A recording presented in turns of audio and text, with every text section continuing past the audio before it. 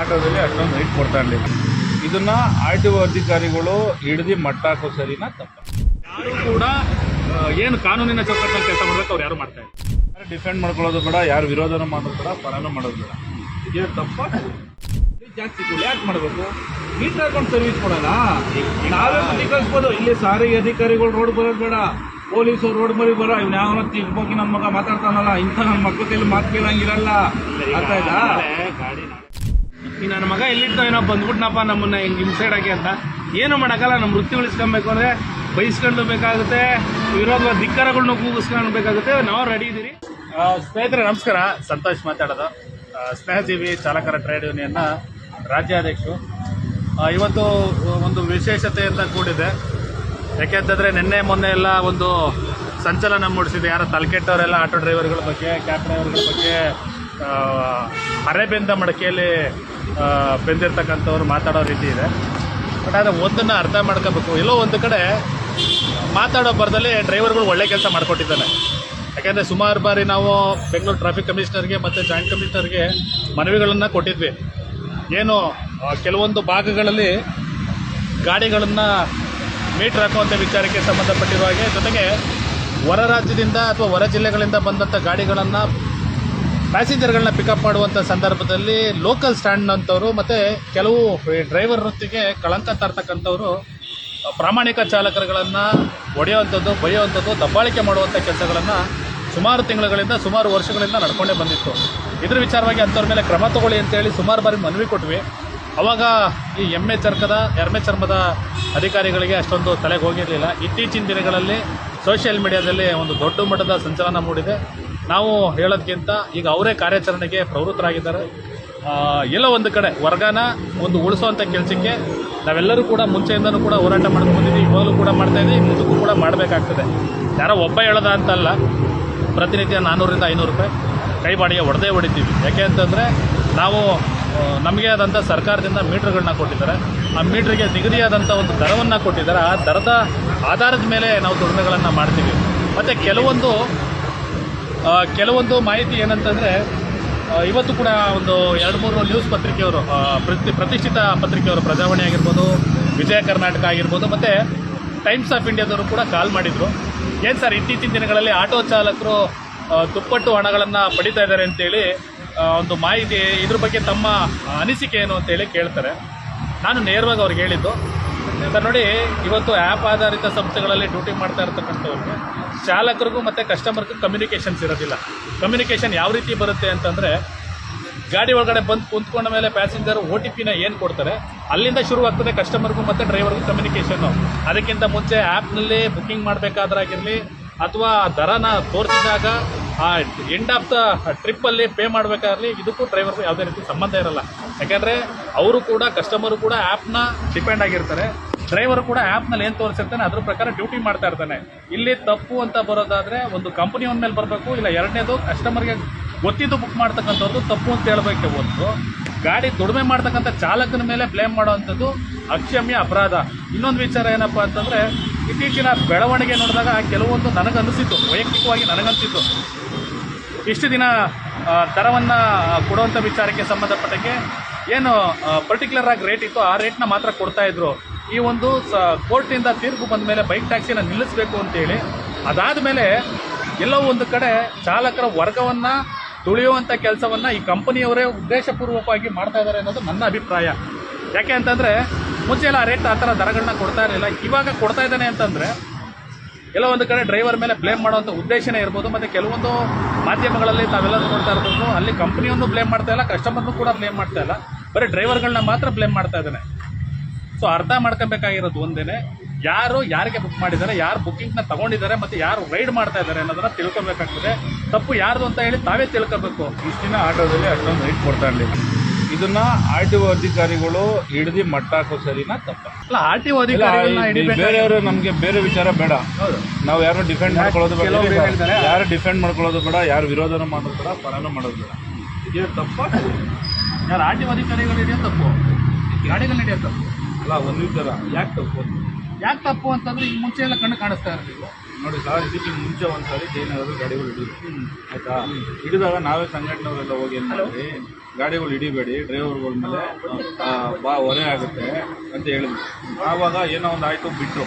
ಈಗ ಹಿಡಿಬೇಕು, ಯಾಕೆ ಹಿಡಿಬೇಕು ಅಂತ ಹೇಳ್ತೀನಿ ಕೇಳಿ. ನೀವು ಹಿಡಿಬಾರ್ದು ಅಂದ್ರೆ ನೀವು ಕ್ಲಾರಿಟಿ ಕೊಟ್ಟು ಡ್ರೈವರ್ ಮೇಲೆ ಹೊರೆ ಬೀಳುತ್ತೆ ಅಂತ. ಇವತ್ತು ಎಷ್ಟೋ ಜನ ಪ್ರಾಬ್ಲಮ್ ಇದ್ರು ಮೀಟ್ ಹಾಕೊಂಡು ಹೋಗ್ತಾ ಇದ್ದಾರೆ. ಇವತ್ತು ಕ್ಯಾಬ್ ಚಾಲಕರು ನಂದೇ ಒಂದು ಕ್ಯಾಬ್ 7.5 ಲಕ್ಷ ಬಂಡವಾಳ ಹಾಕಿದ್ದೀನಿ. ಅದ್ರಿಗೆ 9 ರೂಪಾಯಿ 10 ರೂಪಾಯಿ ಕಿಲೋಮೀಟರ್ ಕೊಡ್ತಾನೆ, ಹೇಳೋರಿಲ್ಲ ಕೇಳೋರಿಲ್ಲ. ಯಾಕಂದರೆ ಅವಾಗ ಅವ್ನು ಕೊಟ್ಟ 20 ರೂಪಾಯಿ 30 ರೂಪಾಯಿ ದುಡ್ಡು ಅಂತ ತಗೊಂಡು ಇವತ್ತು ನಾವು ಈ ಮಟ್ಟಕ್ಕೆ ಬಂದಿದ್ದೀವಿ. ಇವತ್ತು ಇವನು ಗ್ರಾಹಕರ ದೃಷ್ಟಿಯಲ್ಲಿ ನಮ್ಮನ್ನ ವಿಲನ್ ಮಾಡೋಕ್ಕೋಸ್ಕರ ಇಷ್ಟೊಂದು ಅಮೌಂಟ್ ಆಯ್ತಾ. ಅದನ್ನ ತಡೆ ಹಿಡಿಬೇಕಂದ್ರೆ ನಮ್ಮ ಮೇಲೆ ಒಂದು ಕೇಸ್ ಹಾಕಲಿ ಅಧಿಕಾರಿಗಳು, RTO ಅಧಿಕಾರಿಗಳು ಏನು ದುಡ್ಡು ತಗೋತಾ ಇದ್ರು ಅಂತ ಕೇಸ್ ಹಾಕಲಿ. ನಾವು ಆ ಕೇಸ್ ಹಾಕಿದಾಗ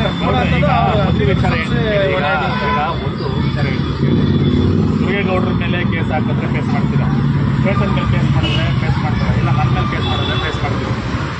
ಏನೂ ಅರಿದಲ್ಲೇ ಇರ್ತಕ್ಕಂಥ ಚಾಲಕರು ಸರ್ ಹಂಗಲ್ಬೇಡಿ, ಅರಿದೇವರು ಅಂತ ಹೇಳೇಬೇಡಿ. ಏನು ನಾವು ನೀವು ಚರ್ಚೆ ಮಾಡೋಣ ಅಷ್ಟೇ. ಇದು ಆರೋಗ್ಯಕರ ಚರ್ಚೆ. ಇದು ಏನು ತಿಳಿದಿರೋದಂತ ಇದ್ರೆ ಇವತ್ತು ಸಂಘಟನೆ ಯಾರು ಇಷ್ಟೊಂದೆಲ್ಲ ಬಡ್ಕೋತಾ ಇದೀವಿ. ನೀವೇ ಆಗ್ಬೋದು, ಚೇತನ ಆಗ್ಬೋದು, ಯಾರೇ ಸಂಘಟನೆ ನಾಯಕರು ಇಷ್ಟೊಂದು ಬಡ್ಕೋತವ್ರೆ. ಅವರು ನಗರ ಮೀಟ್ರನ್ನ ಮಾಡಿದ್ದೀವಿ, ಮೀಟ್ರ್ ಟ್ಯಾಕ್ಸಿ ಹಾಕೊಂಡು ಓಡಿಸಿ ಅಂತ ಬಡ್ಕೋತವ್ರೆ. ಅಮಾಯಕರಿಗೆ ಬರಬೇಕು.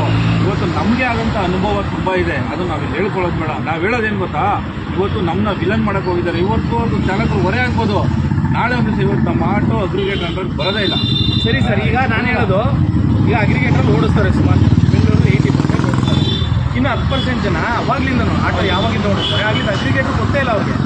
ಅವ್ರಿಗೆ ದುಡಿಮೆ ಆಗಲ್ವಾ ಚೆನ್ನಾಗಿ? ಈಗ ನಾನೇ ಮಾಡ್ತಾ ಇದ್ದೀನಲ್ಲ, ಸ್ವಾಭಿಮಾನ ದುಡಿತೀನಿ ಅವ್ರಿಗೆ ಮೀಟರ್ ಹಾಕೊಂಡು ದುಡಿತೀನಿ. ಪ್ಲಸ್ ಪಾಯಿಂಟ್ ನಮ್ಮವ್ರು ಹೆಂಗ್ ಗೊತ್ತಾ, ಅಗ್ರಿಗೇಟರ್ ಲೈಸೆನ್ಸ್ ಇಲ್ಲ ನಮ್ಮ ಹತ್ರ, ಆಟೋ ಅಗ್ರಿಗೇಟರ್ ಅಂಡರಲ್ಲಿ ಬರಲ್ಲ, ನಾವು ಆ ರೇಟಲ್ಲಿ ಓಡಿಸಂಗಿಲ್ಲ, ಆದ್ರೂ ಓಡಿಸ್ಬೇಕು. ಜಾಸ್ತಿ ರೇಟ್ ಕೊಟ್ಟಾಗ ಬಿಡು ಕೊಡ್ಲಿ ಅಂತಾರೆ, ಕಡಿಮೆ ಕೊಟ್ಟಾಗ ನಾವೆಲ್ಲ ಓಲಾ ಊಬರ್ ಆಫ್ ಮಾಡಿದ್ರೆ ಗ್ರಾಹಕರು ಎಲ್ಲೋಯ್ತಾರೆ. ಈಗ ಸರ್ ಎಲ್ಲೋಯ್ತಾರೆ ಸರ್, ನಮ್ಮ ರೋಡ್ ಬಂದು ಅಡ್ಡ ಹಾಕ್ತಾರೆ. ಅವ್ರಿಗೂ ಹೊರೆ ಕಮ್ಮಿ, ನಮಗೂ ಹೊರೆ. ಅದು ನಮ್ಮ ಮಂಜುನಾಥ್ ಕೊಟ್ಟರೆ ಹಾಕಿದ್ದಾರೆ ಫೇಸ್ಬುಕ್ಕಲ್ಲಿ, ನೋಡಿ ಹಿಂಗೆ ಕೊಡ್ತಾನೆ, ನಾನ್ ಪಿಕ್ ಅವರಲ್ಲಿ ಕಮ್ಮಿ ಕೊಡ್ತಾನೆ. ಕಮ್ಮಿ ಯಾಕೆ ಮಾಡಬೇಕು? ಕಮ್ಮಿ ಕೊಡಲಿ ಜಾಸ್ತಿ ಕೊಡಲಿ ಯಾಕೆ ಮಾಡಬೇಕು? ಮೀಟರ್ ಹಾಕೊಂಡು ಸರ್ವಿಸ್ ಕೊಡೋಣ. ನಾವೇ ಬುದ್ಧಿ ಕಳಿಸ್ಬೋದು. ಇಲ್ಲಿ ಸಾರಿಗೆ ಅಧಿಕಾರಿಗಳು ರೋಡ್ ಬರೋದು ಬೇಡ, ಪೊಲೀಸರು ರೋಡ್ ಮರಿ ಬರೋ. ಇವ್ನು ಯಾವ ತಿರ್ಬೋಗಿ ನನ್ನ ಮಗ ಮಾತಾಡ್ತಾನಲ್ಲ, ಇಂಥ ನನ್ನ ಮಕ್ಕಳ ಕೈಲಿ ಮಾತು ಕೇಳಂಗಿರಲ್ಲ. ಅರ್ಥ ಆಯ್ತಾ? ಗಾಡಿ ನಾಳೆಯಿಂದ ಖಂಡಿತವಾಗಿ ಮಾಡಬೇಕು. ಅದರಲ್ಲಿ ಫಸ್ಟು ನಮಗೆ ಪ್ಲಸ್ ಪಾಯಿಂಟ್ ಏನಂತಂದರೆ ಪ್ರಾಮಾಣಿಕ ಚಾಲಕರು ಹೋಗ್ತಾರೆ. ಎರಡನೇದು ಪಾಯಿಂಟ್ ಏನಪ್ಪ ಅಂತಂದರೆ ಕಸ್ಟಮರ್ಗೆ ಏನು ಬ್ಯಾಡ್ ಮೆಸೇಜ್ ಹೋಗ್ತಾ ಇದೆ ಅದು ರೈಟ್ ಮೆಸೇಜ್ ಬರುತ್ತೆ. ಹೌದು, ನನ್ ತಿಳಿದಿರಂಗೆ ಏನ್ ಗೊತ್ತಾ, ಈಗ ಬಾಯಿ ಬಡ್ಕಂತಾರಲ್ಲ, ಯಾಕೆ ಹಿಡಿದು ಬಿಡ್ತೀರಾ? ಇವರೆಲ್ಲ ಪ್ರಾಮಾಣಿಕ ಅಲ್ಲ ಅನ್ಸುತ್ತೆ ನನ್ಗೆ ತಿಳಿದಿರಂಗೆ. ಯಾಕೆಂದ್ರೆ ನಾನು ಇವತ್ತು ದುಡಿತೀನಿ ಮಾಡ್ತೀನಿ ಅಂತ ಆಟೋ ತಂಡ್ರದ್ದು ನಾವು ಓಪನ್ ಆಗಿ ಹೇಳ್ತೀವಿ. ನೀವೊಂದು ಸಂಗತಿ ಅಂತ ಇವರು ಒಂದು ಸಂಗತಿ, ನಾವು ಒಂದು ಸಂಗತಿ ಇದ್ದೀವಿ. ಯಾವ ಮಂಜಣ್ಣ ಇದ್ದಾರೆ, ಯಾವುದೇ ಒಬ್ಬ ಚಾಲಕನ ಕೇಸ್ ಹಾಕಲಿ, ಕೇಸ್ ಹಾಕಿದ್ಮೇಲೆ ಅವನ ನಮ್ಮ ಹತ್ರ ಬರಲಿ ಸರ್, ವಾರ ಆಗಲಿ ತಿಂಗಳಾಗಲಿ ಸರ್, ಮನೆ ಮಠ ಬಿಟ್ಬಿಟ್ಟು ಅವ್ರು ನ್ಯಾಯ ಕೊಡ್ತಾರೆ ಅಂತ ಮಾಡೋಣ. ಅಗ್ರಿಗೇಟರ್ ಮಾಡೇ ಮಾಡೋಣ. ಯಾರೇ ನೀವು ಅಮಾಯಕ ಅಂತ ಹೇಳ್ತಿದ್ದಲ್ಲ, ಈಗ ಅಲ್ಲಲ್ಲ, ನಾನು ಅಗ್ರಿಗೇಟರ್ ಥರ ನಾನು ಹೇಳಕ್ಕೆ ಯಾರು ಡ್ಯೂಟಿ ಮಾಡ್ತಾ ಇರ್ತಾರೆ ಮೀಟರ್. ಈಗ ಆಲ್ಮೋಸ್ಟ್ ಅದೆಲ್ಲ ಮೇಡಮ್, ಈಗ ಆಲ್ಮೋಸ್ಟು ಈಗ ಆಲ್ಮೋಸ್ಟ್ ಏನಾಗ್ತದೆ ಅಂತಂದರೆ, ಈಗ ನೋಡಿ ಬೆಳಗ್ಗೆ ಗಾಡಿ ಎತ್ತಿದ್ರೆ ನಾವು ಎಲ್ಲ ಥರನೂ ಡ್ಯೂಟಿ ಮಾಡ್ತೀವಿ. ಹೌದು, ಏನಂದರೆ ಆ್ಯಪಲ್ಲಿ ಬರುತ್ತಾ, ಆ್ಯಪಲ್ಲಿ ಡ್ಯೂಟಿ ಮಾಡ್ತೀವಿ. ಇನ್ ಕೇಸ್ ಯಾವುದೋ ಬಂದಿಲ್ಲ, ಕೈ ಬಾಡಿಗೆ ಬಂತಾ ಇದೆ, ಕೈ ಬಾಡಿಗೆ ಹೊಡಿತೀವಿ. ಹೆಂಗೆ ಹೋದ್ರೂ ದುಡಿಮೆ ಆಗ್ತಾ ಇದೆ. ಈಗ ಕೈ ಬಾಡಿಗೆಯಲ್ಲಿ ನಾವು ಯಾರನ್ನೂ ಕೂಡ ಎಕ್ಸ್ಟ್ರಾ ಕೇಳಲ್ಲ. 10 ರೂಪಾಯಿ ಅಲ್ಲ 1 ರೂಪಾಯಿ ನಾವು ಎಕ್ಸ್ಟ್ರಾ ಕೇಳೋದು. ಏನಿದೆ ಮೀಟ್ರ್ ಹಾಕ್ತೀವಿ, ಮೀಟ್ರ್ ಬೇರೆ ಏನಿರ್ತದೆ ಇಳಿಸ್ಬಿಟ್ಟು ಕೊಟ್ಬಿಟ್ಟು ಹೋಗ್ತಾರೆ. ಆ್ಯಪ್ಗಳಲ್ಲಾದರೆ ಅವ್ನು ಏನು ತೋರಿಸಿರ್ತಾನೆ ಅಂತ ನಮ್ಗೆ ಗೊತ್ತಿರೋದಿಲ್ಲ. ಸ್ಟಾರ್ಟಿಂಗ್ ಏನು ತೋರಿಸಿರ್ತಾನೆ, ಎಂಡ್ ಆಫ್ ದ ಟ್ರಿಪ್ಪಲ್ಲಿ 10 ರೂಪಾಯಿ ಕಡಿಮೆ ಕೊಡ್ಬೋದು, ಇಲ್ಲ 10 ರೂಪಾಯಿ ಜಾಸ್ತಿ ಮಾಡ್ಬೋದು. ನಮಗೂ ಅದಕ್ಕೂ ಸಂಬಂಧನೇ ಬರೋಲ್ಲ. ಹೇಳಿದ್ರೆ ನಾವು ಕಸ್ಟಮರ್ ಹತ್ರ ಏನು ವಾದ ಮಾಡ್ತೀವಿ, ನೋಡಪ್ಪ ನಮ್ಗೆ ಅದಕ್ಕೂ ಸಂಬಂಧ ಇದೆ, ಆ್ಯಪಲ್ಲಿ ಏನು ತೋರಿಸ್ತಾ ಇದೆ ನೀನು ಅದನ್ನು ಕೊಟ್ಬಿಟ್ಟು ಹೇಳ್ಬಿಟ್ಟು ಹೋಗ್ಬೇಕು. ಇಲ್ಲ 0 ತೋರಿಸಿದ್ರೆ 0 ತೋರಿಸುತ್ತೆ. ಈ ಥರ ಇರುವಾಗ ಆಲ್ಮೋಸ್ಟ್ ನಮ್ಗಲ್ಲಿ ಮೋಸ ಆಗ್ತಾ ಇದೆ. ಯಾಕಂದ್ರೆ ನಾವು 10 ಕಿಲೋಮೀಟರ್ ಹೋದ್ರೆ ಅವ್ರು ಕೊಡೋದೇ 8-8.5 ಕಿಲೋಮೀಟರ್ ದುಡ್ಡು. ನಾವು ಬಕ್ರಗಳಾಗ್ತಾ ಇದೀವಿ. ನೋಡಿದ್ರ ಓಲಾದನ್ನ ಏನ್ ಮಾಡೋಣ, 12 ಕಿಲೋಮೀಟರ್ ಕೊಡೋನು. ನಾವು ಜರ್ನಿ ಮಾಡಿದ್ರೆ ಎಷ್ಟು 15, ಎಷ್ಟು ಕೊಡ್ತಿದ್ರು ದುಡ್ಡು 6 ಕಿಲೋಮೀಟರ್ ದುಡ್ಡು ಕೊಡ್ತಿಲ್ಲ. ಇದು ನಮಗೆ ಮೀಟರ್ ಬಾಡಿಗೆ ಬಂದ್ರೆ ಏನಾಗ್ತದೆ, ಪಿಕಪ್ ಅಲ್ಲ ಪಿಕಪ್ ಅದು ದುಡ್ಡು ಕೊಡ್ತಾರೆ, ಅದು ದುಡ್ಡು ಕೊಡ್ತಾರೆ, ಪಿಕಪ್ ದುಡ್ಡು ಕೊಡ್ತಾವ್ರೆ. ಅಲ್ಲ, KMB ರೂಲ್ಸ್ ಪ್ರಕಾರ ಏನಿದೆ, ಒಬ್ಬ ಕಸ್ಟಮರ್ಸು ಮತ್ತೆ ಡ್ರೈವರ್ದು ಅದು ಅಕ್ಸೆಪ್ಟ್ ಆದ ತಕ್ಷಣ ಅಲ್ಲೇ ಚಾರ್ಜ್ ಹಾಕ್ಬೋದು ಅಂತಿದೆ. ಅದ್ರ ಪ್ರಕಾರನೇ ಈಗ ಇವರ ಒಂದು ವಿಚಾರ ಏನಪ್ಪ ಅಂತಂದರೆ, ನಾವು ಇವತ್ತಿನವರೆಗೂ ಆ್ಯಪ್ನ ವಿರೋಧ ಮಾಡಿದಂಥವ್ರಲ್ಲ. ಇವತ್ತು ನಾನು ಮೀಟ್ರ್ ಓಪನ್ ಮಾಡಿ ಮೀಟ್ರ್ ಬಾಡಿಗೆ ಹೊಡೆದಿದ್ದೀವಿ. ಮೀಟ್ರ್ ರನ್ನಿಂಗಲ್ಲಿದೆ, ಮತ್ತು ಮೀಟ್ರ್ ಪಾಸಿಂಗ್ ಇದೆ. ಗಾಡಿದು ಏನು ಡಾಕ್ಯುಮೆಂಟ್ಸ್ ಇದೆ, ಯಾಕೆಂದ್ರೆ ನಾವು ಕರೆಕ್ಟಾಗಿದ್ದರೆ ಬೇರೆಯವ್ರಿಗೆ. ಸೊ ಈ ರೀತಿ ಎಲ್ಲ ಇದ್ದಾಗ ನಾವು ಈ ಒಂದು ಪರ್ಟಿಕ್ಯುಲರ್ ಆಗಿ ಆ್ಯಪ್ನ ನಾವು ಡಿಪೆಂಡ್ ಆಗೇ ಇಲ್ಲ. ಕರೆಕ್ಟ್ 90% ಕೈ ಬಾಡಿಗೆ ನಾವು ನಾಳೆಯಿಂದ ಆ ಕೈ ಬಾಡಿಗೆ ಅನ್ನೋ ವಿಚಾರಕ್ಕೆ ಸಂಬಂಧಪಟ್ಟಂಗೆ ಆ್ಯಪ್ ಇಲ್ಲ ಅಂತಂದ್ರೂ ಕೂಡ ಏನು ಮೀಟ್ರ್ ಇದೆ, ಮೀಟ್ರ್ ಫೇರ್ ಪ್ರಕಾರ ಮಾಡ್ತು ಅಂತಂದರೆ ಈ ನಾಯಿ ನರಿಗಳೆಲ್ಲ ಬೊಗಳ್ತಾ ಇದ್ದಾವಲ್ಲ ಇವೆಲ್ಲ ತಪ್ಪಾಯ್ತು. ಎರಡನೇದು ಗಾಡಿಗಳು ಹಿಡಿಬೇಕು, RTO ಅಧಿಕಾರಿಗಳು ಗಾಡಿ ಹಿಡಿಬೇಕು. ಯಾಕೆ ಹಿಡಿಬೇಕು ಅಂತಂದರೆ 90% ಡಾಕ್ಯುಮೆಂಟ್ಸ್ ಇಲ್ದಲೇ ಇರತಕ್ಕಂಥ ಗಾಡಿಗಳಿದ್ದಾವೆ, ಅವೆಲ್ಲ ಹಿಡಿಬೇಕು. ಯಾಕೆ ಅವೆಲ್ಲ ಹಿಡಿಬೇಕು ಅಂತಂದರೆ ಅವ್ರು ಯಾರೂ ಕೂಡ ಏನು ಕಾನೂನಿನ ಚೌಕಟ್ಟಲ್ಲಿ ಕೆಲಸ ಮಾಡಬೇಕು ಅವ್ರು ಯಾರು ಮಾಡ್ತಾ ಇಲ್ಲ. ಒಂದು ಯೂನಿಫಾರ್ಮ್ ಆಗಿರಲಿ, ಅಥವಾ ಕಸ್ಟಮರ್ಗಳ ಹತ್ರ ನಡ್ಕೊಳ್ಳೋಂಥದ್ದಾಗಿರಲಿ, ಅಥವಾ ರೂಟ್ಗಳಲ್ಲಾಗಿರಲಿ, ಅಥವಾ ಯಾರು ಕಸ್ಟಮರ್ಸ್ಗಳ ಹತ್ರ ಮಾತಾಡೋಂಥ ಇದೇ ಇರ್ಬೋದು, ಯಾವುದೂ ಕೂಡ ಇರಲ್ಲ. ಇವಾಗ ನೋಡಿ, ನಾನು ಡ್ಯೂಟಿ ಮಾಡ್ತಾ ಇದ್ದೀನಿ, ನಾನು ಯೂನಿಫಾರ್ಮ್ ಇಲ್ಲದೆ ಗಾಡಿ ಎತ್ತಲ್ಲ. ಕರೆಕ್ಟ್. ಸೊ ಈ ರೀತಿ ಬಂದಾಗ ಏನಾಗ್ತದೆ, 90% ಪೊಲೀಸರು ಮುಟ್ಟಲ್ಲ ಗಾಡಿ ಕೈ ಹೊಡೆದ ತಕ್ಷಣ, ನಿಲ್ಲಿಸಿದ ತಕ್ಷಣ ಫಸ್ಟ್ ನಮ್ಮನ್ನು ಹಾವಭಾವ ನೋಡ್ತಾನೆ. ಯೂನಿಫಾರ್ಮ್ ಹಾಕೊಂಡಿದ್ದಾನೆ ಅಂತಂದರೆ, ಇವನು ಈ ಬಾಡಿಲೇ ಈ ಥರ ಬಟ್ಟೆಗಳನ್ನ ಹಾಕೊಂಡಿದ್ದಾನೆ ಅಂತಂದಾಗ ಪರ್ಫೆಕ್ಟಾಗಿ ಇವನ ಹತ್ರ ಎಲ್ಲ ಡಾಕ್ಯುಮೆಂಟ್ಸ್ ಇರುತ್ತೆ ಅಂತೇಳಿ ಅವನು ಟೈಮ್ ವೇಸ್ಟ್ ಮಾಡ್ಕೊಳ್ಳ ಕಳಿಸ್ಬೇಕು. ಸೊ ಈ ರೀತಿ ಆಗಬೇಕು. ಎಲ್ಲೋ ಒಂದು ಕಡೆ ಬರೀ ಶರ್ಟ್ ಹಾಕೊಳ್ಳೋದು, ಶರ್ಟ್ ಹಾಕೊಂಡು ಚಡ್ಡಿ ಹಾಕೊಳ್ಳೋದು, ಅಂಡರ್ವೇರ್ ಹಾಕೊಂಡು ಗಾಡಿ ಓಡಿಸೋದು, ಪಟಪಟ ಇವೆಲ್ಲ ಹೆಂಗಾಗ್ಬಿಟ್ಟಿದೆ ಅಂತ ನಮಗೆ ಅಸಹ್ಯ ಆಗುತ್ತೆ. ಆ ರೀತಿ ಇರಬಾರ್ದು. ಏನು ಹಿಡಿಬೇಕು, ಗಾಡಿಗಳನ್ನ ಬರೀ ನಾಳೆ ನಾಡಿದ್ದು 2 ದಿನಕ್ಕೆ ಸೀಮಿತವಾಗಿ ಇರಬಾರ್ದು, ರೆಗ್ಯುಲರ್ ಆಗಿ ಮಾಡಬೇಕು. ಈಗ ಮ್ಯಾನ್ ಪವರ್ ಇಲ್ಲ, ನಮ್ಮದು ಏನು ಬೈಕ್ ಟ್ಯಾಕ್ಸಿ ಹಿಡಿಬೇಕಾದ್ರೆ ಹೇಳೋಲ್ಲ ಮ್ಯಾನ್ ಪವರ್ ಇಲ್ಲ ಅಂತೇಳಿ ನಮ್ಮಗಳ ತಗೊಂಡು ಮಡಿವಾಳ ಸ್ಟೇಷನಲ್ಲಿ ಸಪೋರ್ಟ್ ಮಾಡ್ತೀವಿ ಸರ್. ಬರಲ್ಲ, ಅದು ID ಕಾರ್ಡ್ ಕೊಡಲಿ. ಈಗ ವಾಲಂಟ್ರಿಯಾಗಿ ನಮ್ಗೆ ಸಂಬಳ ಬೇಡ, ನಮಗೆ ಸಂಬಳ ಬೇಡ, ನಾವು ಕಾರ್ಯಾಚರಣೆ ಬೇಕಾದ್ರೆ ಈಗ ನಾವು ವಾಲಂಟ್ರಿಯಾಗಿ ಕೆಲಸ ಮಾಡೋಣ, ಐಡೆಂಟಿ ಕಾರ್ಡ್ ಹೌದು, ನಾವು ಬೇಕಾದ್ರೆ ಅವ್ರಿಗೆ ಸಪೋರ್ಟ್ ಮಾಡೋಣ. ನಮ್ಮ ಬ್ಯಾಕ್ಗ್ರೌಂಡ್ ಚೆಕ್ ಮಾಡಿ, ನಮಗೆ ಒಂದು ವೆರಿಫಿಕೇಶನ್ ಮಾಡಿ ನೀವು ನಮಗೆ ವಾಲಂಟಿಯರ್ಸ್ ಅಂತ ತಗೊಂಡ್ರೆ ವೀಕ್ಲಿ ಒನ್ ಟೈಮ್ ನಾವು ಸರ್ಕಾರದ ಪರವಾಗಿ ಕೆಲಸ ಮಾಡೋಕೆ ರೆಡಿದೀವಿ. ಈಗ ನಮ್ಮ ವೃತ್ತಿ ಉಳಿಬೇಕು, ನಮಗೆ ಬೇಕಾಗಿರೋದು ಚಾಲಕರು ಎಲ್ಲರೂ ಉಳಿಬೇಕು ಅನ್ನೋದಕ್ಕಿಂತ ಪ್ರಾಮಾಣಿಕ ಚಾಲಕರು ಉಳಿಬೇಕು, ಪ್ರಾಮಾಣಿಕ ಚಾಲಕರು ಉಳಿಬೇಕು. ಹಾಗಾಗಿ ಬದಲಾವಣೆ ಆಗಬೇಕು, ಬದಲಾವಣೆ ಮಾಡೋಣ, ನಮ್ಮ ಕೈಲಾದಷ್ಟು ಮಾಡೋದು. ಈಗ ಸುಮಾರು ಜನ ನೀವು ಬೈಕೊಂಬೋದು, ಈ ನನ್ನ ಮಗ ಎಲ್ಲಿರ್ತೋ ಏನೋ ಬಂದ್ಬಿಟ್ನಪ್ಪ ನಮ್ಮನ್ನ ಹಿಂಗೆ ಹಿಂಸೈಡ್ ಹಾಕಿ ಅಂತ. ಏನು ಮಾಡೋಕ್ಕಲ್ಲ, ನಮ್ಮ ವೃತ್ತಿ ಉಳಿಸ್ಕೊಬೇಕು ಅಂದರೆ ಬೈಸ್ಕೊಂಡು ಬೇಕಾಗುತ್ತೆ, ವಿರೋಧ ಧಿಕ್ಕಾರಗಳನ್ನ ಕೂಗಿಸ್ಕೊಳ್ಬೇಕಾಗುತ್ತೆ. ನಾವು ರೆಡಿ ಇದ್ದೀರಿ. ನಮಗೆ ಚಾಲಕರ ವೃತ್ತಿ ಉಳಿಬೇಕು, ಚಾಲಕರ ವರ್ಗ ಉಳಿಬೇಕು. ಇದೊಂದೇ ನನ್ನ ಮೇನ್ ಪಾಯಿಂಟ್. ಬರೀ 2 ದಿನಕ್ಕೆ ಮಾತ್ರ ಸೀಮಿತವಾಗಿರಬಾರ್ದು. ಮತ್ತು ಏನು ಈ ಮುಂಚೆಯಿಂದನೂ ಕೂಡ ನಮ್ಮ ಸ್ನೇಹಿತರು ಶಿವ ಮತ್ತು ನಿರಂಜನ್ ಇಬ್ಬರೂ ಕೂಡ ಈ ನಗರ ಮೆಟ್ರೋ ಯಾಕೆಂತಂದರೆ ಒಂದು ಹೇಳ್ತಾರೆ, ಯಾವುದೋ ಏನಾದ್ರು ಒಂದು ಟಾರ್ಗೆಟ್ ಇಟ್ಕೊಂಡಾಗ ಅದಕ್ಕೆ ಒಂದು ಗುರಿಯನ್ನು ಇರಬೇಕು, ಇಲ್ಲ ಗುರು ಅಂತ ಇರಬೇಕು ಅಂತ. ನಿಜವಾಗ್ಲೂ ಅವ್ರನ್ನ ನಾನು ನೋಡಿದಾಗ 2-3 ಸರಿ ಭೇಟಿ ಮಾಡಿದ್ದಾರೆ. ನನಗೆ ಅನಿಸಿದ್ದು ಒಂದೇ, ಇಲ್ಲ ಏನೋ ಒಂದು ಪಟ್ಟಿ ಹಿಡಿದು ನಿಂತಿದ್ದಾರೆ, ಮಾಡಬೇಕು ಅಂತ ಇದ್ದಾರೆ. ನಾವು 2-3 ಸರಿ ಬಂದಾಗಲೂ ಕ್ರಾಸ್ ವೆರಿಫಿಕೇಷನ್ ಮಾಡಿದ್ವಿ, ಏನು ಹೆಂಗೆ. ಯಾಕೆಂದರೆ 2-3 ಸಂಸ್ಥೆಗಳನ್ನು ನಮ್ಮ ಹತ್ರಕ್ಕೆ ಬಂದು ನನ್ನ ಮಕ್ಕಳನ್ನೆಲ್ಲ ಬೆಳೆಸಿ ಲಾಸ್ಟಲ್ಲಿ ಅಡ್ರೆಸ್ ಇದೆ ಮಾರ್ಕೊಂಡು ಹೋಗಿರೋದನ್ನು ಕೂಡ ನಾವು ನೋಡಿದ್ದೀವಿ. ಒಬ್ಬ ಝೀರೋಯಿಂದ ಮಾಡ್ತಾಯಿದ್ದಾರೆ. ಒಂದು ಕರ್ನಾಟಕದವರಾಗಿದ್ದು ಕನ್ನಡಿಗರಿಗೋಸ್ಕರ ಕೆಲಸ ಮಾಡಿಕೊಂಡು ಮತ್ತು ಎಲ್ಲ ಒಂದು ವರ್ಗಕ್ಕೂ ಕೂಡ ಇವ್ರ ಕಡೆಯಿಂದ ಅನುಕೂಲ ಆಗುವಂತಹ ವ್ಯವಸ್ಥೆನ ಮಾಡ್ತಾ ಇರೋದು. ಏನು ಸರ್ಕಾರದ ನಿಯಮದ ಪ್ರಕಾರ, ಯಾಕೆಂದರೆ ಸರ್ಕಾರಕ್ಕೂ ಗೊತ್ತಿಲ್ಲ ಇವ್ರಿಗೆ ಕೆಲವೊಂದು ಪಾಯಿಂಟ್ಸ್ಗಳು ಮತ್ತು ಎಥಿಕ್ಸ್ಗಳು ಹೇಳಿದಾಗ ಸರ್ಕಾರಕ್ಕೂ ಇದು ಐಡಿಯಾ ಇಲ್ಲ. ಯಾಕೆಂದರೆ ನಮ್ಮ ಪೇಮೆಂಟ್ಸ್ ಇದ್ದಿದ್ದು ಅದನ್ನು, ಯಾಕೆಂದರೆ ಚಾಲಕರು ದುಡಿತಾ ಇದ್ದಾರೆ, ಆ ಒಂದು ಆ್ಯಪ್ ಮುಖಾಂತರ ಅವರು ಅರ್ನಿಂಗ್ಸ್ ಮಾಡ್ತಾ ಇದ್ದಾರೆ ಅಂತಂದಾಗ ಅವ್ರದ್ದೇ ಆದಂಥ ಒಂದು ನಿಗಮ ಆಗಬೇಕು. ನಿಗಮ ಆಗಿಬಿಟ್ಟು ಅಟ್ಲೀಸ್ಟ್ ಅವ್ರಿಗೆ ಅವರ ಚಾಲಕರುಗಳ ಮಕ್ಕಳಿಗೆ ಎಜುಕೇಷನ್ಗಾಗಿರಲಿ ಅಥವಾ ಅವ್ರ ಹೆಲ್ತ್ಗೆ ಸಂಬಂಧಪಟ್ಟಿರೋದಾಗಿರಲಿ ಇವೆಲ್ಲ ಸೇಫ್ಟಿ ಪ್ರಿಕಾಕ್ಷನ್ ಎಲ್ಲ ನೋಡಿದಾಗ ಇವ್ರುಗಳೆಲ್ಲ ಮಾತಾಡಿದಾಗ ನಮ್ಗೆ ಅನಿಸಿದ್ದು, ಇಲ್ಲ ಇಂಥವ್ರು ಮುಂದೆ ಬರಬೇಕು ಅಂತಂದರೆ ನಾವು ವಾಲಂಟ್ರಿಯಾಗಿ ಮುಂದೆ ನುಗ್ಗಬೇಕು. ಈಗ ನಾವು ವಾಲಂಟ್ರಿಯಾಗಿ ಮುಂದೆ ನುಗ್ಗಬೇಕು ಅಂತಂದರೆ ಹಿಂದೆಗಡೆ ಕಸ ಕಡ್ಡಿ ಇರೋಂಥವೆಲ್ಲ ಬ್ಯಾಡ್ ಮೆಸೇಜ್ನ ಕೊಡುವಂಥವ್ರನ್ನ ಮಟ್ಟ ಹಾಕಬೇಕು. ಸೊ ಹಾಗಾಗಿ ವಾಲಂಟ್ರಿಯಾಗಿ ಇವತ್ತು ನೋಡಿ, ನಾನು ಬಂದೆ, ಇಲ್ಲಿಗೆ ಬಂದಾಗ ಯಾರು ನಮ್ಮ ಚೇತನ್ನು, ದುರ್ಗೇಗೌಡರು, ಮಂಜುನಾಥ್ ಇವರೆಲ್ಲ ಹಾಕಿಸ್ತಾ ಇದ್ರು. ಯಾಕ್ರಪ್ಪ ನಮ್ದಕ್ಕೆ ಹಾಕಲ್ವಾ ಅಂತ ಹೇಳಿದೆ. ಹಾಕ್ತೀನಿ ಅಂತಂದ್ರೆ ನೋಡಿ ಹಾಕ್ಸಿದ್ದೀನಿ ಮೀಟು. ಆಮೇಲೆ ಇದರ ಒರಿಜಿನಲ್ ಓನರ್ ಯಾರು ನಗರ ಮೀಟರ್ಗೆ ಸ್ವಲ್ಪ ಗೊಂದಲ ಇದೆ. ಇಲ್ಲಿ ನಮ್ಮ ಬೆಂಗಳೂರಲ್ಲಿ ಗೊಂದಲಗಳು ಸೃಷ್ಟಿಯಾಗೋಗಿದೆ ವಿಚಾರಗಳು. ಈಗ ಒರಿಜಿನಲ್ ಓನರ್ ಯಾರು ಅಂತಾನೆ ಗೊತ್ತಿಲ್ಲ ಜನರಿಗೆ. ನನಗೆ ಈಗ ನಮಗೆ ನೋಡಿ ಓನರು ಯಾರು ಅಂತ ನನಗಿಲ್ಲ, ಎಸ್ಪೆಷಲಿ ನನಗಿಲ್ಲ. ಯಾಕೆ ನನಗಿಲ್ಲ ಅಂತಂದರೆ, ನಾನು ಒಂದು ಆ್ಯಪ್ನಾಗಿರಲಿ ಅಥವಾ ಒಬ್ಬರನ್ನ ಪ್ರಮೋಷನ್ ಮಾಡ್ತೀನಿ ಅಂತಂದರೆ ಅವ್ರನ್ನ ಪೂರ್ವಪರ ತಿಳ್ಕೊಳ್ಳೋದ್ರೆ ನಾನು ಮಾಡಲ್ಲ. ಯಾಕೆಂದರೆ ನಾನು ಮಾಡ್ತೀನಿ ಅಂತಂದರೆ ನನ್ನ ಜೊತೆ ಸರ್ ಆಮೇಲೆ ಚಾಲಕರಿಗೆ ತಿಳಿಸ್ಕೊಡಿ, ಯಾವುದೋ ಒಂದು ಸಂಘಟನೆಗೆ ಸಂಬಂಧಪಟ್ಟಿಲ್ಲ ಹೇಳ್ತಿಲ್ಲ. ನನ್ನ ಜೊತೆ ನನ್ನನ್ನು ನೋಡ್ಕೊಂಬರ್ತಕ್ಕಂಥವ್ರು 1 ಜನ ಇದ್ದಾರೆ. ಅವರು ಕೂಡ ಸುಮ್ಮನೆ ಬರೋದಕ್ಕೆ ನಾವು ಕೂಡ ಯೋಚನೆ ಮಾಡ್ತೀವಿ, ನಮಗೆ ಫಾಲೋ ಮಾಡ್ತೀವಿ. ಸೊ ಇವತ್ತು ಏನು ನಿರಂಜನ್ ಮತ್ತು ಶಿವ ಅವರಿದ್ದಾರೆ, ಇವರಿಬ್ಬರ ಮುಂದಾಳತ್ವದಲ್ಲಿ ಈ ನಗರ ಮೀಟರ್ ಇರುವಂಥದ್ದು. ಯಾವುದೇ ಸಂಘಟನೆ ಇನ್ಕ್ಲೂಡೆಡ್ ನಮ್ಮದು ಇಲ್ಲ, ಇನ್ಕ್ಲೂಡೆಡ್ ಇವತ್ತೇನೋ ಪ್ರಮೋಷನ್ ಮಾಡ್ತಾ ಇದ್ದೀವಿ ಅಂತ ಅನ್ಕೊಂಬಿಡ್ರಿ. ಪ್ರಮೋಷನ್ ಅಲ್ಲ ಇದು. ನಮ್ಮ ವರ್ಗವನ್ನು ಉಳಿಸೋದಕ್ಕೆ ಏನೊಂದು ಕೆಲಸ ಮಾಡಬೇಕು ಅದನ್ನು ವಾಲಂಟ್ರಿಯಾಗಿ ಮಾಡ್ತಾ ಇದ್ದೀವಿ ಅಷ್ಟೇ. ಈ ಒಂದು ಮೀಟರ್ ಹಾಕ್ಸ್ಕೊಳ್ಳೋದಕ್ಕೆ 10 ರೂಪಾಯಿ ನಾವು ಕೊಟ್ಟಿಲ್ಲ, ಅಥವಾ ನಾವು ಹಾಕ್ಸ್ಕೊತಾ ಇದ್ದೀವಿ ಅಂತೇಳಿ ಅವ್ರು ಪ್ರಮೋಷನ್ಗೆ ಅಂತ 10 ರೂಪಾಯಿ ನಮಗೆ ಕೊಟ್ಟಿಲ್ಲ. ಅದು ನಮಗೆ ಕೊಡೋದು ಬೇಡ. ಬಟ್ ಏನು ಒಂದು ಇದನ್ನು ಕೊಟ್ಟಿದ್ದಾರೆ ಮತ್ತು ನಮ್ಮ ವರ್ಗಕ್ಕೆ ಏನು ಮಾಡಬೇಕು ಅಂತ ಅವ್ರು ಅಂದ್ಕೊಂಡಿದ್ದಾರೆ, ಅದನ್ನು ಪ್ರಾಮಾಣಿಕವಾಗಿ ಮಾಡಿದ್ರೆ ಸಾಕು. ಇವರು ಡ್ರೈವರ್ಗಳನ್ನ ಉಳಿಸುವಂಥ ಕೆಲಸನ ಮಾಡಿದ್ರೆ ಡ್ರೈವರ್ಗಳು ಇವ್ರನ್ನ ಉಳಿಸುವಂಥ ಕೆಲಸ ಮಾಡ್ತಾರೆ. ಖಂಡಿತ. ಮತ್ತು ಇನ್ನೊಂದು ವಿಚಾರ, ಈ ನಿನ್ನೆಯಿಂದ ಯಾವುದೋ ಒಂದು 2-3 ವಿಡಿಯೋ ನೋಡೋದು, ನಾವು ಚಾಲಕರನ್ನ ವೃತ್ತಿ ಉಳಿಸೋ ಕೆಲಸ ಮಾಡೋಣ, ಅಧಿಕಾರಿಗಳು ಎಷ್ಟೇ ಭ್ರಷ್ಟರಾಗಿರಲಿ ಅವ್ರನ್ನೂ ಸರಿ ಪಡಿಸೋಂಥ ಕೆಲಸ ಮಾಡೋಣ. ಒಂದು ನಮ್ಮ ಸಂಘಟನೆಗಳ ಮೇಲೆ ಇರುವಂಥ ವೈಯಕ್ತಿಕ ದ್ವೇಷಗಳನ್ನ ಬಿಟ್ಟು ಏನಿವತ್ತು RTO ನಾಳೆಯಿಂದ ಕಾರ್ಯಾಚರಣೆ ಮಾಡ್ತಾರೆ ಅದು ಒಳ್ಳೆಯದು. ಯಾಕಂದರೆ ಒಳ್ಳೆಯ ಒಂದು ಉತ್ತಮವಾದಂಥ ಚಾಲಕರಿಗೆ ಒಂದು ನ್ಯಾಯ ಸಿಗುವಂಥ ಕೆಲಸ. ಯಾರು ಅನಧಿಕೃತವಾಗಿ ಮೋಸ ಮಾಡಿಕೊಂಡು ಗ್ರಾಹಕರಿಗೆ ಸುಮ್ಮನೆ ಕಾಕಿ ಬಟ್ಟೆ ಹಾಕ್ತೀರಾ, ಯೂನಿಫಾರ್ಮ್ ಹಾಕ್ತೀರಾ, ಇನ್ಶೂರೆನ್ಸ್ ಇಲ್ದಿರ ಸುಮ್ಮನೆ ಚಾಲಕ ವೃತ್ತಿ ಹಾಳು ಮಾಡೋಕ್ಕಂತ ಬಂದಿರೋರು ನಾಳೆಯಿಂದ ಬುದ್ಧಿ ಕಲ್ತ್ಕೋತಾರೆ. ಪ್ಲಸ್ ಎಷ್ಟೋ ಒಂದು ಭಯ ಇರುತ್ತೆ.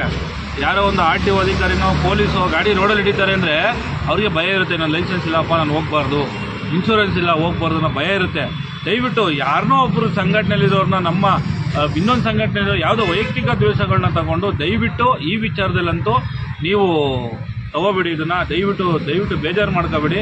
ಹಿಡಿತಾ ಇರೋದು ಒಳ್ಳೆಯದೇ. ಅಧಿಕಾರಿಗಳು ಭ್ರಷ್ಟ ಅಂದ್ಬಿಟ್ಟು ನಾವು ಚಾಲಕರನ್ನ ಭ್ರಷ್ಟವಾಗಿ ಮಾಡಕ್ಕೆ ಬಿಡೋಕ್ಕಾಗತ್ತಾ ಹೇಳಿ? ಇವತ್ತು ಎಷ್ಟೋ ಜನ ಪ್ರಾಮಾಣಿಕರಿದ್ದಾರೆ ರೀ. ಪ್ರಾಮಾಣಿಕರು ಇವತ್ತು ಇದನ್ನೇ ನಂಬ್ಕೊಂಡು ಈ ವೃತ್ತಿ ನಂಬ್ಕೊಂಡಿದ್ದಾರೆ. ಇನ್ಯಾವನೋ ಬರ್ತಾನೆ ಒಂದು 6 ತಿಂಗಳು ಓಡಿಸ್ತಾನೆ ಹೋಗ್ಬಿಡ್ತಾನೆ ಬಿಟ್ಟು ಇದನ್ನು ನಂಬ್ಕೊಂಡಿರೋರ ಕತೆ ಏನಾಗಬೇಕು ಅದನ್ನು ದಯವಿಟ್ಟು ಗಮನದಲ್ಲಿ ಇಟ್ಕೊಳ್ಳಿ.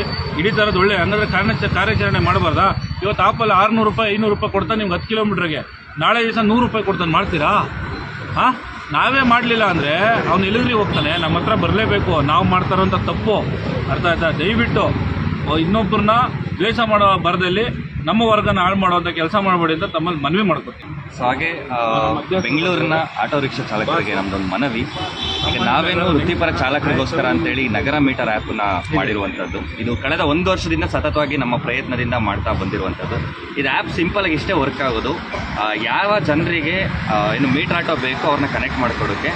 ಮೀಟರ್ ಆ್ಯಪ್ ಅಂದರೆ ಅದು ಸಪ್ರೇಟ್ ಮೀಟ್ರೇನು ಹಾಕ್ಸ್ಕೊಳ್ಬೇಕಾಗಿಲ್ಲ. ನಿಮ್ದು ಆಲ್ರೆಡಿ ಮೀಟ್ರ್ ಇದೆ. ಸೊ ನೀವು ಮೀಟ್ರನ್ನ ಕ್ಯಾಲಿಬರ್ಡ್ ಮಾಡ್ಕೊಂಡು ಮೆಟ್ರಾಲಜಿ ಡಿಪಾರ್ಟ್ಮೆಂಟ್ ಸರ್ಟಿಫಿಕೇಟ್ ತಗೊಂಡ್ರೆ ಸಾಕು. ಸೊ ಜನರು ಏನು ಮಾಡ್ತಾರೆ, ಬುಕ್ ಮಾಡ್ತಾರೆ. ನಿಮಗೆ 2 ಕಿಲೋಮೀಟರ್ ಒಳಗಡೆ ಪಿಕಪ್ ಬರುತ್ತೆ. ಎಲ್ಲಿ ನೀವು ರೈಡ್ ಎಕ್ಸೆಪ್ಟ್ ಮಾಡ್ತೀರಾ ಅಲ್ಲಿಂದನೇ ನೀವು ಮೀಟ್ರ್ ಹಾಕಬೇಕು. ಆ ಪಿಕಪ್ ಚಾರ್ಜೂ ಕೌಂಟ್ ಆಗುತ್ತೆ. ಅದಾದಮೇಲೆ ಕಸ್ಟಮರ್ ಹತ್ರ ಹೋಗ್ತೀರಾ, ಮಾಮೂಲಿ ಅವ್ರದ್ದೇನು OTP ಇಸ್ಕೊಂಡು ವ್ಯಾಲಿಡ್ ಮಾಡ್ಕೊಂಡು ನೀವು ಎಂಟ್ರಿ ಮಾಡುವಂಥದ್ದು. ಸೊ ಈ ಲಾಸ್ಟಲ್ಲಿ ಏನು ಅಮೌಂಟ್ ಬರುತ್ತೆ ಮೀಟ್ರಲ್ಲಿ ಅಷ್ಟೇ ಇಸ್ಕೊಳ್ಬೇಕು. ಇದಿಷ್ಟೇ ಆ್ಯಪ್ ಇರುವಂಥದ್ದು. ಇದಕ್ಕೆ ಬೇರೆ ಯಾವುದು ನಾವು ಅಮೌಂಟ್ ತೋರಿಸೋದಾಗಿರ್ಬೋದು ಯಾವುದು ಮಾಡೋದಿಲ್ಲ. ಸರ್ಕಾರದ ನಿಯಮದ ಪ್ರಕಾರ ಯಾವ ರೀತಿ ಮಾಡಬೇಕು ಅದೇ ರೀತಿ ಮಾಡಿದ್ದೀವಿ. ನಾವು ಕೂಡ ಏನು ನಮ್ಮ ಸೀನಿಯರ್ಸ್ ಎಲ್ಲ ಇದ್ದರು, ಮತ್ತು ಚಾಲಕ ವರ್ಗದವರಿದ್ದರು, ಮತ್ತು ಚಾಲಕರ ಸಲಹಾ ಮಂಡಳಿನೆಲ್ಲ ತಿಳ್ಕೊಂಡು ಆ್ಯಪ್ನ ಮಾಡಿರುವಂಥದ್ದು. ಜನರಿಗೆ ಇವತ್ತು ಒಂದು ಒಳ್ಳೆ ನಂಬಿಕೆ ಬರಬೇಕು ಅಂತಂದರೆ ಆಟೋವ್ರ ಮೇಲೆ ದಯವಿಟ್ಟು ಮೀಟ್ರ್ ಹಾಕಿ ಅಂತ ನಾವು ಕೇಳ್ಕೊಳ್ತೀವಿ. ಹಾಗೆ ಈಗೇನು ನಾಳೆಯಿಂದ ಒಂದು ಅಭಿಯಾನ ಎಲ್ಲ ಸ್ಟಾರ್ಟ್ ಆಗ್ತಿದೆ ನಮ್ಮ ಇವ್ರ ಅಣ್ಣದ ಇವ್ರ ಕಡೆಯಿಂದ ಎಲ್ಲ ಕೂಡ. ಸೊ ಇದಕ್ಕೆಲ್ಲ ಎಲ್ಲ ಚಾಲಕರು ಕೂಡ ಒಗ್ಗಟ್ಟು ಏನು ಇದನ್ನು ಮೀಟ್ರ್ ವ್ಯವಸ್ಥೆನ ಗಟ್ಟಿಗೊಳಿಸಬೇಕು ಅಂತ ನಾನು ಕೇಳ್ಕೊಳ್ತೀನಿ. ನೋಡಿ ಹೌದು ನೋಡಿ, ಒಂದು ವಿಚಾರ ಏನಪ್ಪ ಅಂದರೆ, ಸರಿ ನೋಡಿ, ಇವರು ಅಣ್ಣ ಎಷ್ಟು ವರ್ಷದಿಂದ ಗಾಡಿ ಓಡಿಸ್ತಾ ಇದ್ದೀರಣ್ಣ? ಅವಾಗಲೇ ಒಂದು 25 ವರ್ಷ. ನೋಡಿ 25 ವರ್ಷದಿಂದ ಇವ್ರು ಗಾಡಿ ಓಡಿಸ್ ನೋಡಿ. ಇವ್ರ ಯೂನಿಫಾರ್ಮ್ ನೋಡಿ. ಇಂಥವ್ರ ಕತೆ ಏನು? ನಾನು ಕೇಳೋದು ಇಷ್ಟೇ, ಇಂಥ ಚಾಲಕರ ಕತೆ ಏನು? ಯಾರೋ ಒಬ್ಬರು ಬಂದು ಸೇರ್ಕೊಂಡು ಇಲ್ಲಿ ನಮ್ಮ ವರ್ಗನ ಹಾಳು ಮಾಡ್ತಾವ್ರೆ ಅಂದರೆ ಅವ್ರನ್ನ ಕಂಟ್ರೋಲ್ ಮಾಡಬಾರ್ದು ಅಂದರೆ ಇಂಥ ಚಾಲಕರು ಪರಿಸ್ಥಿತಿ ನೋಡಿ. ಇವರು ಪಾಪ ಇವತ್ತು ರಜಾ ಇದ್ದಾರೆ, ಸುರೇಶ್ ಅಣ್ಣ ಅಂತ. ಇವರು DLಗಾಗಿರೋ ಅಷ್ಟು ಸರ್ವೀಸು ನಮ್ಗೆ ವಯಸ್ಸಾಗಲಿಲ್ಲ. ಆಯಿತಾ ಸರ್? ಇಂಥವ್ರ ಕಥೆನು ಇವತ್ತು ರಜಾ ಇದ್ದಾರೆ ಪಾಪ. ಇವತ್ತು ಅವ್ರ ಮನೆ ಹತ್ರನೇ ಬಂದಿದ್ವಿ ನಾವು, ಇಲ್ಲೇ ಹತ್ರದಲ್ಲಿ. ಇಂಥವ್ರ ಕಥೆ ಏನು ಅಣ್ಣ? ಏನು ಹೇಳ್ತೀರಣ್ಣ ಇದಕ್ಕೆ? ನಾವು 30 ವರ್ಷದಿಂದ ಆಟೋ ಸೇವೆ ಮಾಡ್ತಾಯಿದ್ದೀನಿ. ಆದರೆ ನಾನು ಯೂನಿಫಾರ್ಮ್ ಇಲ್ದಂಗೆ ನಾನು ಯಾವತ್ತೂ ನನ್ನ ಗಾಡಿನೇ ಹತ್ತಿಲ್ಲ ನಾನು. ಆದರೆ ಈ ಅಪ್ಪ ಪೋಲಿ ನನ್ನ ಮಕ್ಕಳು ಬಂದು ಆ ಯೂನಿಫಾರ್ಮ್ ಇಲ್ದಲೆ ಆ ಚಡ್ಡಿ ಹಾಯ್ಕೊಂಡು ಯೂನಿಫಾರ್ಮ್ ಇಲ್ದಂಗೆ ಈ ಥರ ಟೀ ಶರ್ಟ್ ಹಾಯ್ಕೊಂಡು ಚಡ್ಡಿ ಹಾಯ್ಕೊಂಡು ಆಟೋ ಓಡಿಸಿ ನಮ್ಮ ಆಟೋ ಕುಲಕ್ಕೆ ಅವಮಾನ ಮಾಡ್ತಾ ಇದ್ದಾರೆ. ಆದರೆ ಇಂಥ ನನ್ನ ಮಕ್ಕಳಿಗೆ ಕಠಿಣ ಶಿಕ್ಷೆ ಆಗಲೇಬೇಕು. ಎಲ್ಲರನ್ನು ಹಿಡಿಲೇಬೇಕು. ಯಾರು ದರದಿಂದ ಹೆಚ್ಚಳ ಎಲ್ಲಿ ಕೇಳ್ತಾರೆ ಅವ್ರನ್ನ ನಾವು ಒಂದು ಸ್ವಲ್ಪ ಕಡಿವಾಣ ಹಾಕಲೇಬೇಕು. ಅವ್ರನ್ನ ಹಿಡಿಲೇಬೇಕು, ನಾವು ಮಾಡಲೇಬೇಕು. ನೋಡಿ ಇವ್ರು ನಮ್ಮ ಬೊಮ್ಮೇಗೌಡರು ನೋಡಿ ಪಾಪ. ಇವ್ರು ನೋಡಿ ಇವ್ರು ಡ್ಯೂಟಿಲಿದ್ದಾರೆ. ಇವರು ರೀ ಚಾಲಕರು, ನಿಜವಾದ ಚಾಲಕರು. ಅಣ್ಣ ಎಷ್ಟು ವರ್ಷದಿಂದ ಆಟೋ ಓಡಿಸ್ತಾ ಇದ್ದೀರಣ್ಣ?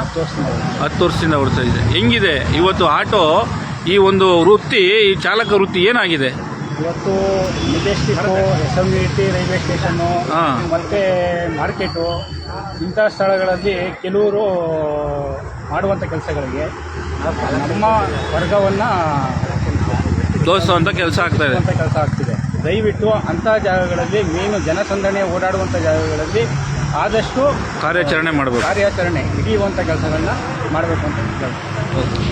ಧನ್ಯವಾದ ಸ್ನೇಹಿತರೆ. ದಯವಿಟ್ಟು ನಾನು ಡ್ಯೂಟಿ ಮಾಡ್ತಾಯಿಲ್ಲ, ರಜದಲ್ಲಿದ್ದೀನಿ. ದಯವಿಟ್ಟು ನಮ್ಮ ಚಾಲಕರಲ್ಲಿ ಮನವಿ ಮಾಡ್ಕೊಳ್ಳೋದಿಷ್ಟೇ, ನಮ್ಮ ವರ್ಗ ಉಳಿಬೇಕಂದ್ರೆ ನಾವು ನೀಟಾಗಿರ್ಬೇಕು. ಸಾಕು, ಓಡೋ 15 ರೂಪಾಯಿ ಮೀಟ್ರ್ ದರ ನಮ್ಗೆ ಸಾಲಲ್ವಾ? ನಾವು ಸರ್ಕಾರಕ್ಕೆ ಪ್ರೆಜರ್ ಹಾಕಿ ಇನ್ನೊಂದು 5 ರೂಪಾಯಿ ಜಾಸ್ತಿ ಮಾಡಿಸೋಂಥ ಕೆಲಸ ಮಾಡೋಣ. ಅದನ್ನು ಬಿಟ್ಟು ನಾವು ಅತಿ ಹೆಚ್ಚಾಗಿ ಗ್ರಾಹಕರ ಹತ್ರ ಕೇಳೋದು ಬೇಡ. ಯಾಕಂದರೆ ಇವತ್ತು ನಮ್ಮ ಫ್ಯಾಮಿಲಿ, ನಮ್ಮ ಹೆಂಡತಿ ಮಕ್ಕಳೇ, ನಮ್ಮ ತಂದೆ ತಾಯಿನೂ ಆಚೆ ಹೋಗ್ತಾರೆ. 10 ಕಿಲೋಮೀಟ್ರಿಗೆ 300-350 ಅಂದರೆ ಅವ್ರಿಗೂ ಬೇಜಾರಾಗುತ್ತೆ. ಹಂಗಾಗಿ ದಯವಿಟ್ಟು ತಮ್ಮಲ್ಲಿ ಮನವಿ, ಮೀಟ್ರ್ ಹಾಕಿ